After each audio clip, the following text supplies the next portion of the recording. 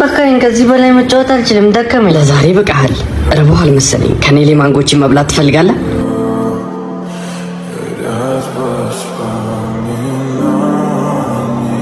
እንዴ እኔ ጋር ሳምንት ሙሉ አልመጣህም። አሁን በላን እንጫወት። አይ ዛሬ መጫወት አልፈልግም። ደብሮሃል?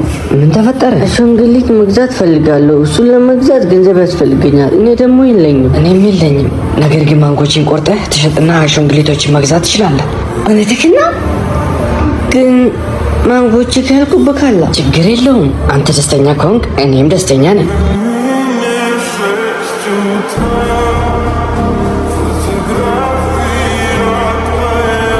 ረዥም ጊዜ አስጠበከኝ እኮ።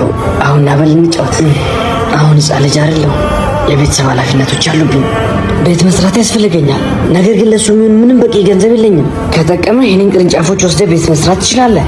ነገር ግን እየመጣህ ያኝ ግን እንደዛ ካረግን አንተ ደካማ ትሆናለህ። ችግር የለውም። አንተ ደስ ሲል እኔም ደስ ይለኛል።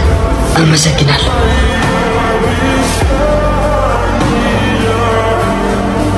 ስላየው በጣም ደስ ብሎኛል። ና ከጎኔ ተቀመጥ። ከዚህ በላይ ደክሞኛል። አካባቢውን ለቅቄ ሩቅ ስፍራ መሄድ አለብኝ። እሱን ለማድረግ ደግሞ ጀልባ ያስፈልገኛል። ያ ደግሞ የለኝም። ካስፈለገህ የቀረኝን ግንድ ወስደህ ጀልባ መስራት ትችላለህ። እንደዛ ካረግንማ አንተ ምንም ነገር አይቀርም። ችግር የለውም።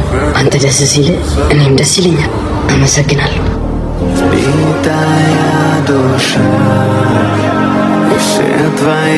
በጣም ይቅርታ አድርግልኝ። ከአሁን ጊዜ በኋላ ምንም የምሰጥ ነገር የለም።